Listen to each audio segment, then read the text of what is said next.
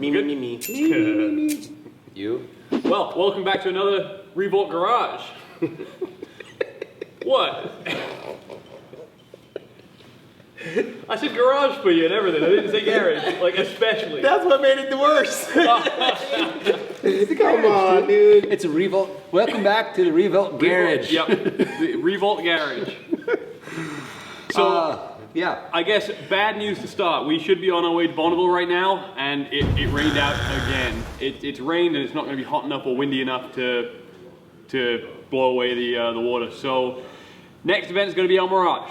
Not with the car though, just with the bike, 22nd of October. Yeah. But on a lighter note, we did get to do some fun stuff driving around, some racing. Yes, we did get to do. I don't know how many of you guys have heard of the 24 hours of lemons. Not Le Mans. Well, not Le Mans. Lemons. Lemons. Like the bitter stuff. Yes. Yeah. Sour. But they have, for those that can't do a 24-hour race and don't have the resources, they do have a smaller event, right? And so they have a lemons rally. Well, I have it on good authority. Only 3 teams have ever tried to do what we did, and only 1 team ever succeeded. And so that was us. What we did was booked our tickets to Boston, booked the rally, got a team together. The only part that was missing was a car. So we found one. We flew in at 4 a.m. we landed. We slept for an hour on the ground and we got up and we found a car. By noon, we had this Volvo 240 running, singing, just humming down the road. Did they ever hum down the road? Oh, this thing just... It purred. It purred like an old kid. Well, now to add on to that, we didn't just fly into Boston. The Welshman and I flew into Boston from San Diego. Where did Curdy fly in? Curdy flew in from Arizona. Yep. Jameson flew in from South Dakota. So we all fly into Boston. That day we find a car. This thing had been sitting in a field for 5 to 10 years. Minimum 5 years. Yeah. Rusted out, holes in the bottom. Totally heap. We got the thing running, ran the full rally. The first day of the rally, there was like 14, 15 checkpoints. We hit 10 of them. We drove to Harbor Freight to get supplies and tools, and when I think it was you or Jameson sat in the driver's seat, the whole driver's seat sunk by 2 inches and stayed down. Such a hoopty. So we went back in and bought a ratchet strap and ratchet strapped the seat rail to the seatbelt mount, and now we're good again. Dude, there was no floor in that car. It was carpet, and that was it. Look, we do work on really nice stuff around here. Sometimes we go back to our roots. Oh, yeah. And we went way back to our roots on that one. Yeah, but you can see all this with Gas and Go with Snow. So we documented the trip pretty well. So if you go to Gas and Go with Snow, you can see the documentation on the rally. We got some good stuff, but we like to have fun. Unfortunately, this race season kind of kicked us in the teeth. This is the 2nd year running that Bonneville has been completely basically shut down. I got on the phone with Rick Vesco this morning, which is obviously our team captain for all this stuff for Bonneville. He's been going out there for 70 years plus. The guy has been on the salt for a while. He has never seen 2 back-to-back years completely destroyed by the weather this way. But you know what? This is Mother Nature and this is Bonneville. Bonneville does this sometimes. This was just a back-to-back one that we didn't expect. Lots of rain, more water. The car's coming apart.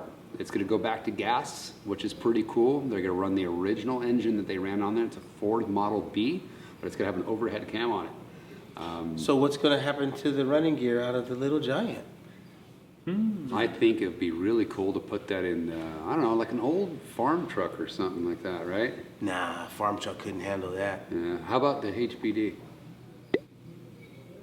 Now you're on to something. Farm truck, we're coming for you. Tell him, Vinny. Oral's Pizza is gonna send out for you. I want to race you in his truck. After we Hillbilly Deluxe. That's right. So what that will do is basically bump that car up to around 1,200 electric horsepower. 1,000 pound-feet of torque at the shaft. We're going to talk about running gear for that later, for shifting. Maybe we do a 2-speed on it. So we're taking the transplant out of the Little Giant because we didn't build the car, we built the power plant. And that power plant is massive.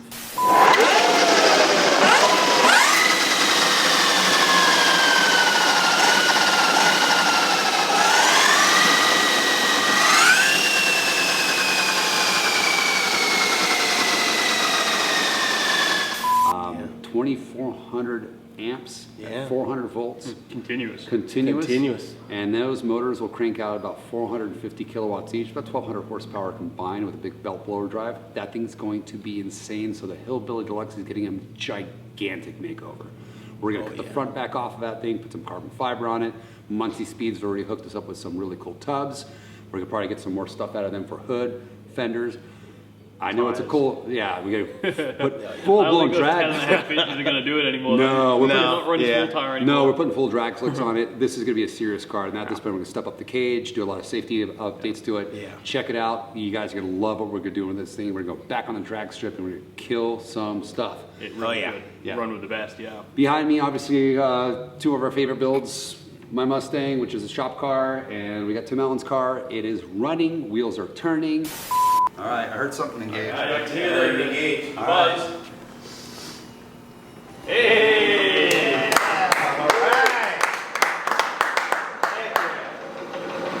Does it go backwards?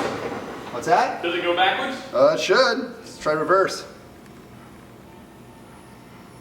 Yeah. Reverse. And what you're hearing too is the brakes dragging. They need to brake in a little bit. All right. Yeah, everything looks good. We got. Oh, go on, give it some reps. Yeah, give it some. It's dry. No, it sounds like there's nothing in that rear. Yeah, we gotta make sure we got oil everywhere. I just want to make sure everything's working. But yeah, we got full power, 394 volts. Our temperatures are coming up right, so everything's communicating quite well. You know what? Come on up top. Right on, man. Good job, dude. This man right here. Motor builder. Come here. Motor builder. Team. Hey, come on. Get in here. So we pulled it off. We did it. No, let me get over here. There you go. No smoke, no fires, no anything else. There you go. The wheels turn. I mean, the kit we do have is pretty comprehensive and it takes care of a lot of that for you, but there's so much that had to go into this car. Good job, Maddie. All right. Good job, boys. Hey, Kick it. dude. Now, I guess the next step is to put her on the ground and drive her. Gotta fix that leak on the brakes. Yeah. I can't wait to see you when you do that. I guess the next steps, Maddie, what do we got? We got a few little things to tie up. We got a brake switch that needs to go in. Obviously the wires have got to be now tied up now that we know exactly where they're going and that everything is functioning as it should. Cooling system, we've got to put the radiator in and fill it up, and then that's kind of it. This thing will be a runner. Steering wheel will be nice. Steering wheel actually. Seats would be nice. It's a little detail, you know? The car is drivable. We're waiting on a brand new radiator that's being built for us right now, custom made from the ground up. I designed it in Fusion. Pretty cool. Sent it over to the guys at the radiator shop. They're like, wow, this is pretty easy to do. They're gonna make it. We'll pop it in. So this car is running. As you can see, the backs of these vehicles are very, very similar. We run with the AEM system. We like what they're doing. We like their componentry. So we've kind of designed the same thing and copy and pasted it over to our other builds. We're going to continue doing this kind of stuff. But what this has done is lead us down a path of creating more parts, more pieces, and more components for these types of vehicles. We ran into an issue with a contactor box. We tried a bunch of different contactor boxes from a couple different vendors. They don't quite work the way we want them to work for us and our builds. So we decided to build our own. So this year at SEMA, we're launching a bunch of new products, contactor boxes. We have BMSs coming out and a lot of different things that are integrated to these other products and be able to like work with other vendors. That's what we want. We want this whole thing to kind of be seamless and our kit to improve that now we don't just have a motor inverter and a wiring harness, but we're going to provide contactor boxes and more things to make this easier for you guys to install in your vehicles. My dream is to have this basically show up on your doorstep and you just plug everything in. Our motors and our drivetrains are already like that, but now we're going to keep on expanding that to the chargers, BMSs, VCUs, CCUs, and all that, and making things work for you guys. So Let's check out that battery box. Yep. Or contactor box. Contactor box. It sure looks nice. Put the lid back on. So like everything we do around here, I design everything in CAD. And then once we're pretty happy with the way it kind of works, we go ahead and 3D print everything. If you looked at some of our last episodes, we make everything out of plastic first, make sure everything works, fits. We built this whole entire box with CAD and 3D printing, and then once we're happy with it, then we make it out of aluminum. This is our new product for 2024, next year. This particular contractor box will handle up to 2,000 amps. 1,500 is kind of what we're rating it at. These motors take about 1,200, so we're well within the parameters of what these vehicles could take down. This is going in the Vic. This is the first car we're putting it into. We're also going to upgrade the Mustang with a new contractor box. We have a new cooling system going into it as well for our chargers, and this will be available for you guys next year. It's a plug-and-play system, works with our motors, works with basically every other person's VCU, the T2C, all the AEM stuff as well will plug right into this and work just fine. We'll open it up, take a look. It's all billet. I don't design anything around here that I wouldn't put in my own vehicle. Everything in here is high grade stuff. We have tons of fuses for other things like HVAC, you got your heating, your air conditioning, 600 amp fuse all built into it. We have our shunts built into it, dual contactors for positive and negative. What else do we have in here, Matty? I think you pretty much covered it. The big challenge was fitting the componentry in there, because these contactors, they're not the smallest ones you can get, but they're the only ones we're happy with for our application. So everything we can make gigavac is gigavac. I like them, I've never had an issue with their products. All these fuse holders, the USM1 ones, are really nice. And these are pretty nifty. These new pre-charge relays that TE, I believe, yeah, TE have. How's that for a little 400 volt relay? So it really is kind of, it's the contactor box we wish every other contactor box had been. Spell it. Bean? Bean, it's like a bean, like as a B-A-N? are we eating Yeah. beans frijoles, or we also do have strain relief built into the box. It's not on this particular one because it's not installed yet, but once you put in your high voltage, we decided to put more provisions in for safety, strain reliefs. Yes, it is aluminum. People are like, well, why'd you make it out of aluminum? That conducts electricity. Also dissipates heat very well.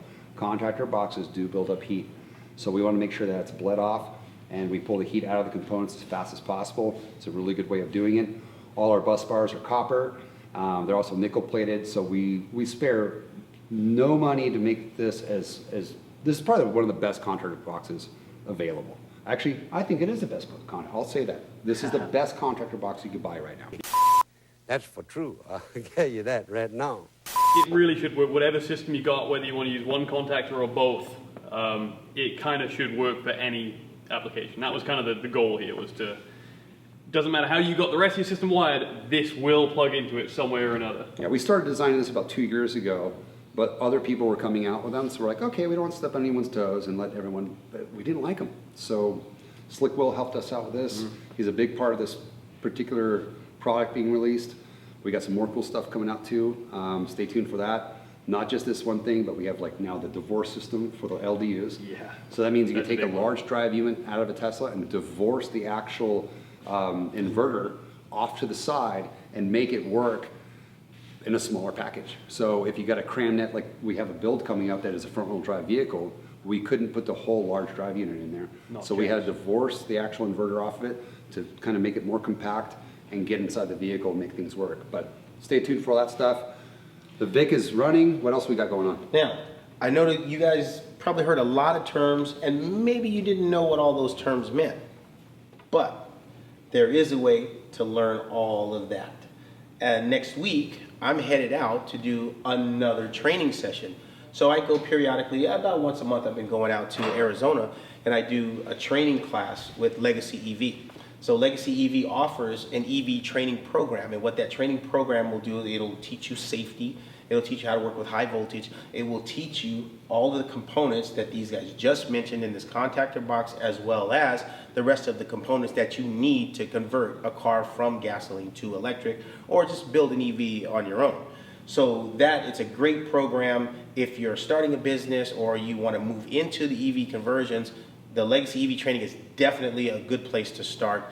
And once you complete that training, then you are introduced into their network of authorized installers. So it is a whole, Oh, look at that catch. Good job, man. Our cameraman just hugged that. Look at that. So you can also get more information, Legacy EV, right? And you can get signed up for the training. And if you do take that training, then you'll see me there, and we will definitely make sure you guys are up to speed on especially safety and your componentry. Well, one thing too, like we're trying to make things as plug and play for you guys as possible, but that doesn't mean you shouldn't learn about what's inside of this, because at one point you're gonna have to troubleshoot something. And if you don't know all the components of this vehicle, how are you gonna figure it out? I mean, if you're building a race car with a LS in it, and your customer brings it back to you because, oh, I don't know, valve's ticking or timing's off, you have to know what to listen for. What's a valve? Something from the Ice Age. Ah, nice. Did you do that on purpose? No, I didn't cover that. Ice I stole Age. that, Ah, yeah. good.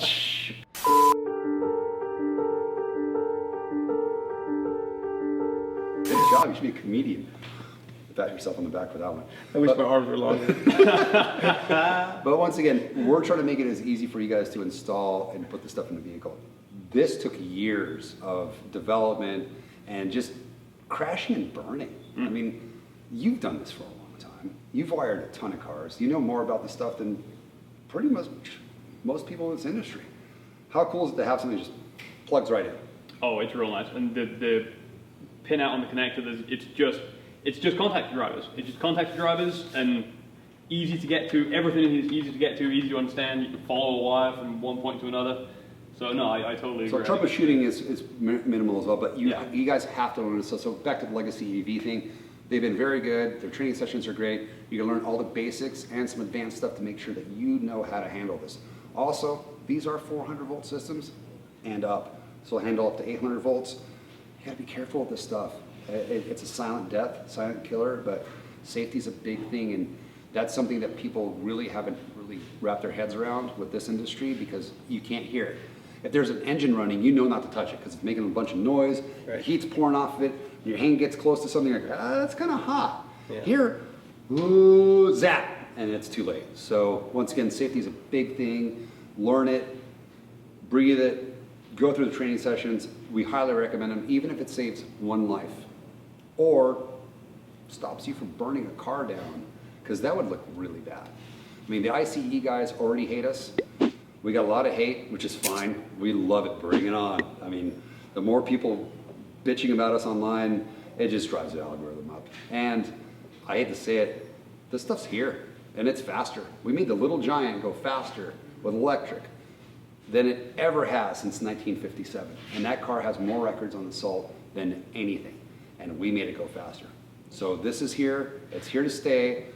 You see a lot more of this EV stuff going on, but learn it, respect it, get safe around it, because when we burn up, everyone points a finger and goes, look at them burning up, another EV burned up. Gas cars explode too. But back to safety. I'm not trying to sit here and say we're more safe or less safe. This is all dangerous stuff, so I can't emphasize the safety part, and that's why going through these training sessions here to help you guys out quite a bit. Yep. What do we miss, boys? I think that about covers it, doesn't it? I think that covers it. We're going to SEMA, probably going to PRI as well this year. You gotta I'll put that be thing on Verona. mute, dude. I know. What the hell? You're screwing up the video. That's all right. Danny Boy's a master. Okay, we may be good at what we do with cars. We suck at these videos. We're not actors. We're a bunch of amateurs. But hey, we're just here to teach you guys what we're doing and introduce you to some cool stuff. SEMA. Speaking of SEMA, be a cool little display at SEMA. So my understanding is they're going to drive an ICE vehicle into SEMA. 4 days later, drive out EV conversion. So gas powered in, Gas powered in, battery powered out. battery powered out. That's gonna be cool to see. Yeah. Really cool. So Hey, that should be good. thank you guys. Like us, subscribe to our channel, leave your comments below. We try to answer your questions. Also, we're on Instagram. We try to do as much as we can to kind of balance out replying to you guys as much as possible. Thank you so much. See you soon. See you soon. See you soon.